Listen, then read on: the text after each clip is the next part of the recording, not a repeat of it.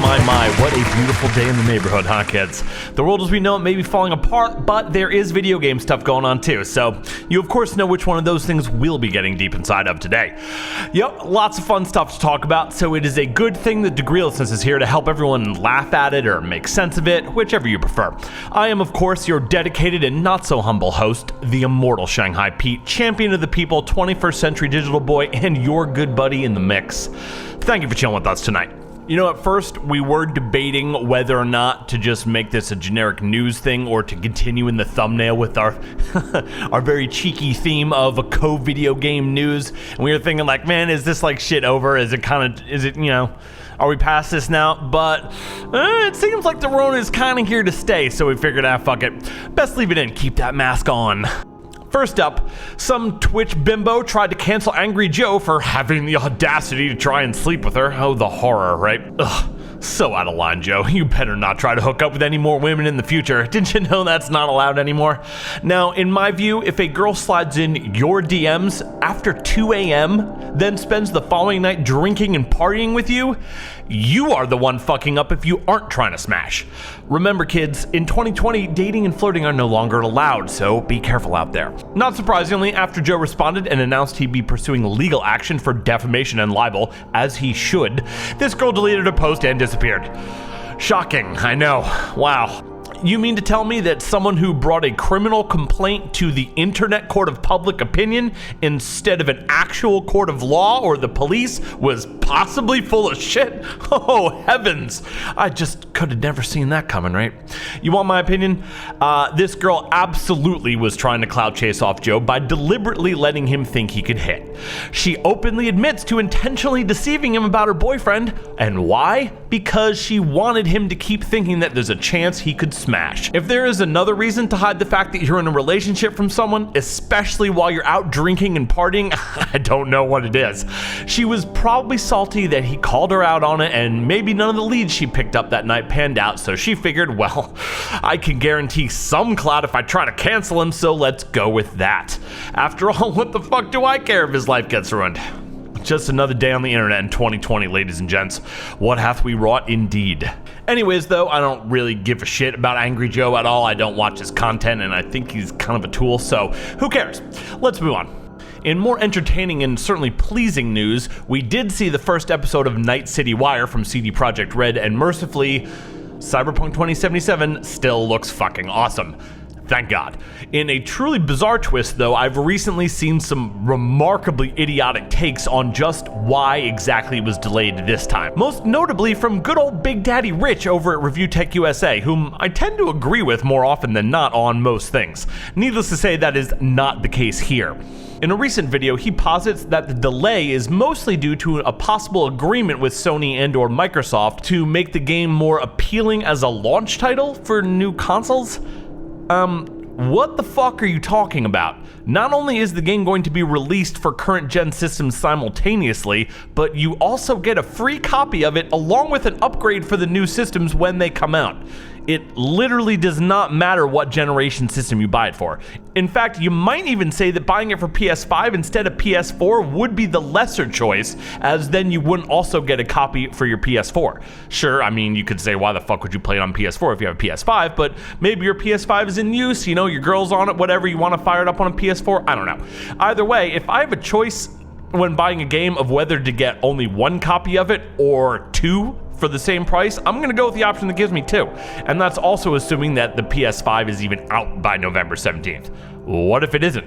Is he saying that people would voluntarily wait to play it just so they can buy it for only the PS5, even though buying the PS4 version gives you a copy for PS5 for free? Remember, the robust update for next-gen consoles will not even be available on PS5 launch. The only thing CDPR has confirmed is that the game will be playable on the PS5 at launch. All they've said about the update is that it'll be out sometime in the future.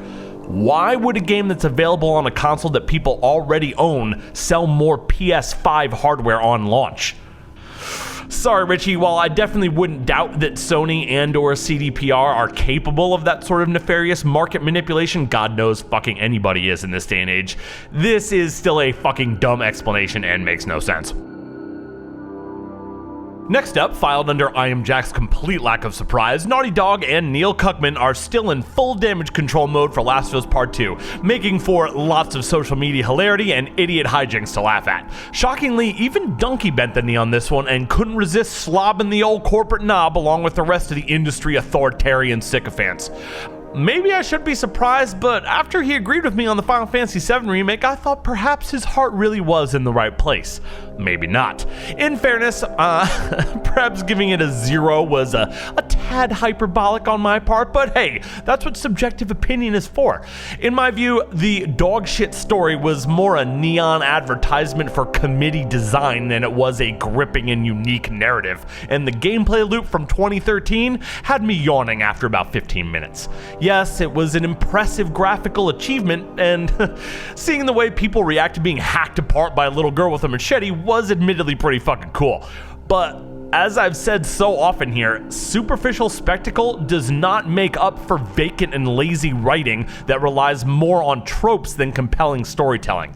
And it definitely doesn't justify gameplay mechanics and plug-and-play NPC AI that feel like they were dragged into 2020, kicking and screaming out of a PS3 game. To anyone who was honestly impressed by the story here, I've got to echo Jim Sterling when I say that if you like this, oh man, you are really gonna lose your shit when you find out about books and movies. My non-edgelord score though would probably be like a 5 or a 6, but when you undermine an entire game with insufferable self-filleting and moralistic preening that's more in service of the developer's ego than their customers' enjoyment, you make it clear that a fun game was not your primary goal, and that means you're immediately ineligible for a quote-unquote real score. If the developers don't approach it as a game first and foremost, well then I won't either.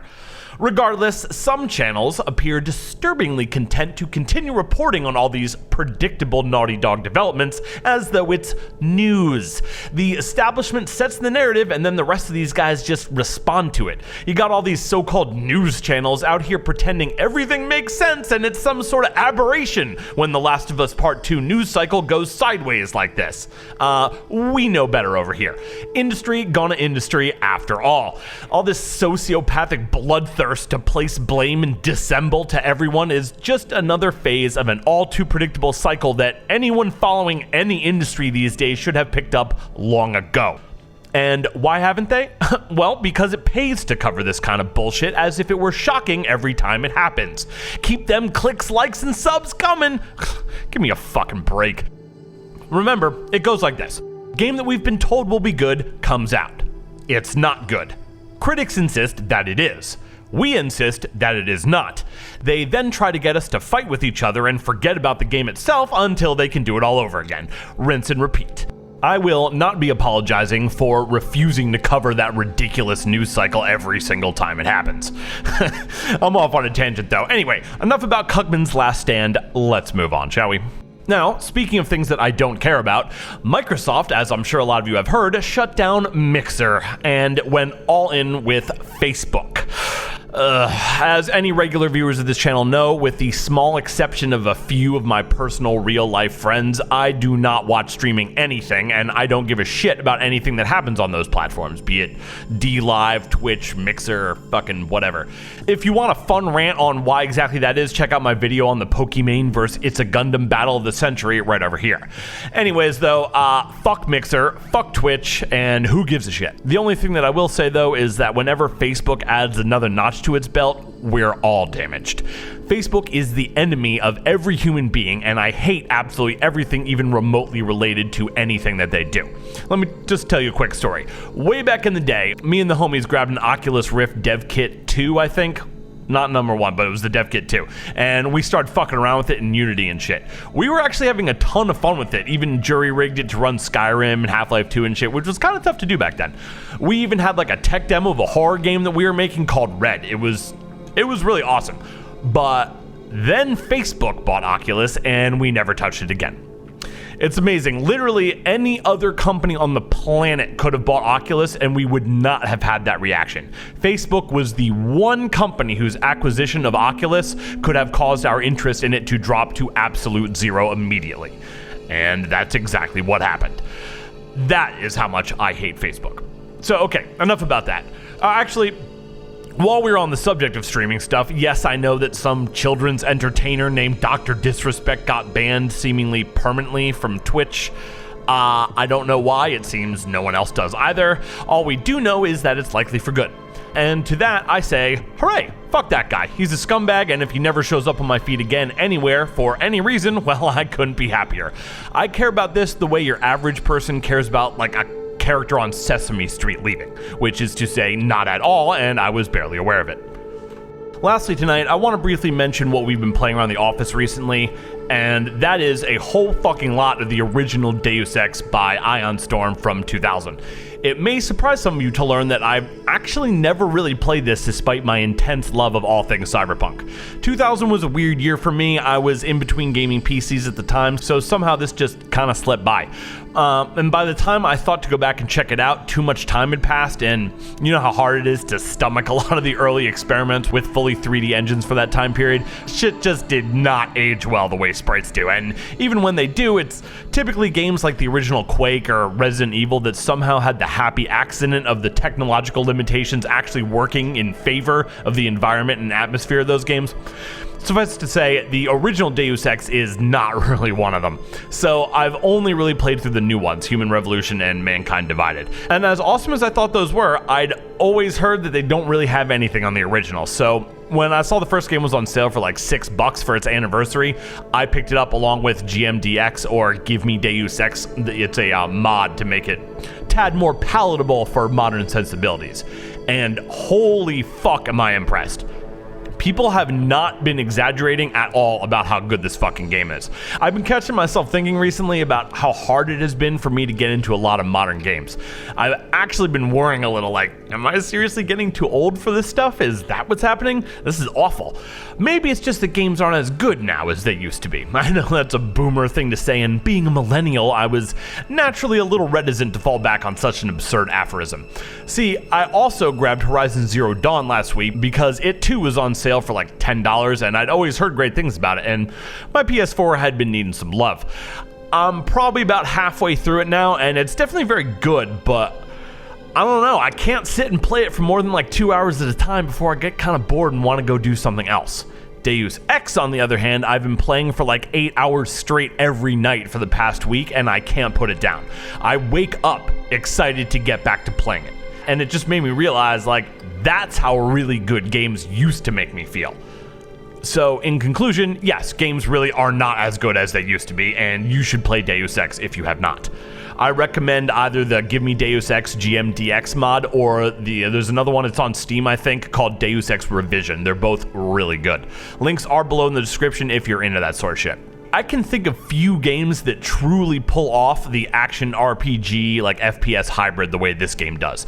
It's insanely impressive. I'll even go so far as to say, in the 20 years since that game was originally released, I don't think there's any game that's even come close to matching it. Well, maybe not come close. Mankind Divided came pretty close. Even still, it's insanely impressive. My first playthrough is probably going to end up clocking in at around 40 fucking hours. Most modern standalone RPGs can't even manage to be that long. Outer Worlds, for example, was incredible, but I beat that shit in less than 20 hours, like way less than 20 hours. That's fucking bullshit. Wilson was fun, but I destroyed that in barely 25 hours, probably not even. The Mass Effect games, as good as they are, couldn't dream of being 40 hours. Even Mankind Divided, as awesome as I thought it was, didn't even hit 30 hours for me. All these new RPGs are pussy shit. I don't know what's fucking going on. Actually, okay, I take that back. Xenogears Chronicles 2 was pretty fucking dope, but that's the only modern RPG I can think of that even comes close to meeting my criteria. Oh, and Persona 5. Persona 5 was sick too. I've also been playing the Switch version of Star Ocean, First Departure R, I think it's called, but even that's having a hard time holding my attention. Trials of Mana was great too, but that's also a faithful remake of a Super Nintendo game from around 1995, so I don't know if that really counts. So, I guess what I'm saying... What am I saying? What I'm saying is that I need you guys to please recommend good, real RPGs in the comments down below for me. I appreciate it. Okay.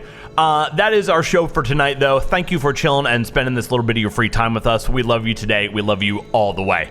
Along with good RPGs, if there is anything you want us to get deeper inside that we're overlooking or you think could use an even deeper dive, leave that in the comments below, too. We're always looking for new shit to fuck with. And while you're there, make sure that you don't upvote the video accidentally and avoid the subscribe button, because only in death does duty end.